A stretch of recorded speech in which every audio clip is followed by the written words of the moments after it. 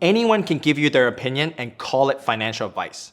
So what is the difference between getting financial advice from a financial planner versus an insurance or an investment advisor? And how do you know what you need? Hi, I'm Jackie. Welcome to Ocean 6, where we change Canadian business owners' lives by making financial goals a reality. There are a lot of ambiguities in the market regarding what is considered financial advice.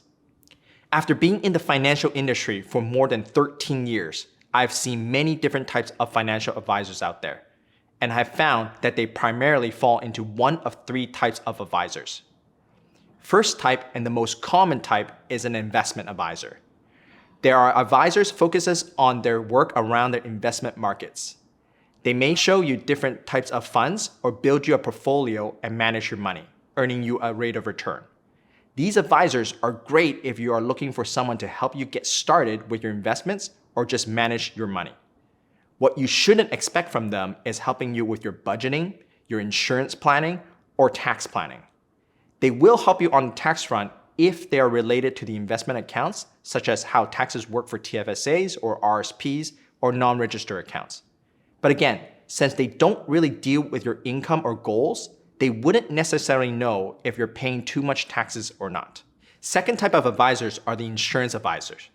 There's a saying in industry, no one ever buys insurance, they're typically sold to.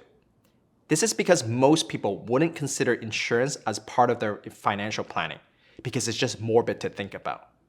If you ask a young person, they don't think anything will happen to them, so insurance isn't really on their mind.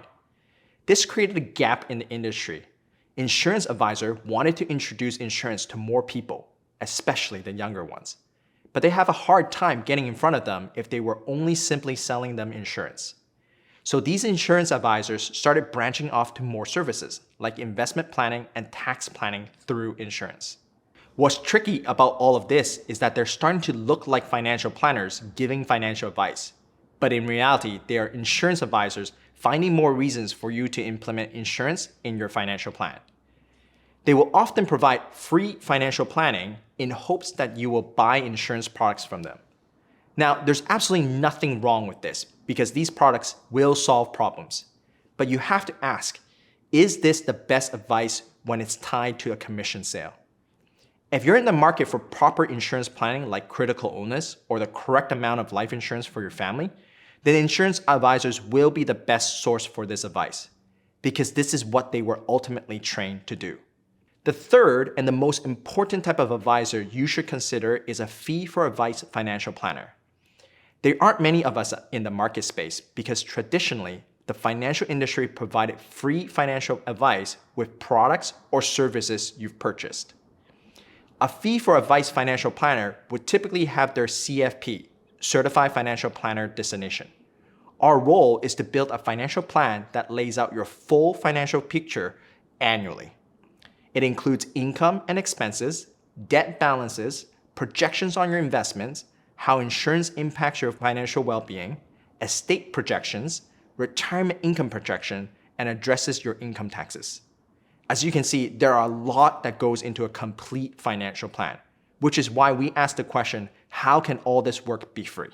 As a business owner, you can choose how much to pay yourself, which adds complexity to your personal income taxes.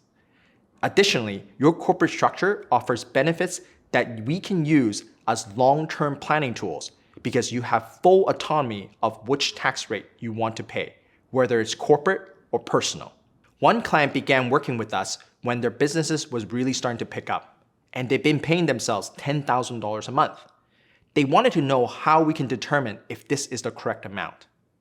A clear cash flow plan would reveal for us whether or not they're taking too much money out and paying unnecessary income taxes. A common mistake we see is that business owners are paying themselves large amounts so that they can have cash savings in their personal name. This is a mistake because for every $1,000 you're withdrawing from your corporation to save or invest, you're actually paying the CRA 40 to 50% in taxes before you're making that investment. So why not just keep more of your capital by investing inside your corporation and bypass that unnecessary personal tax?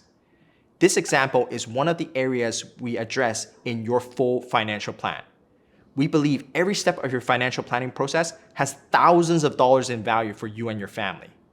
Financial planning is a lot like learning the rules of a board game.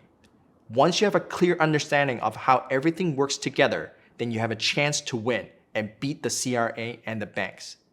So if you're feeling stuck and want unbiased, transparent advice, book a call. I'd love to help.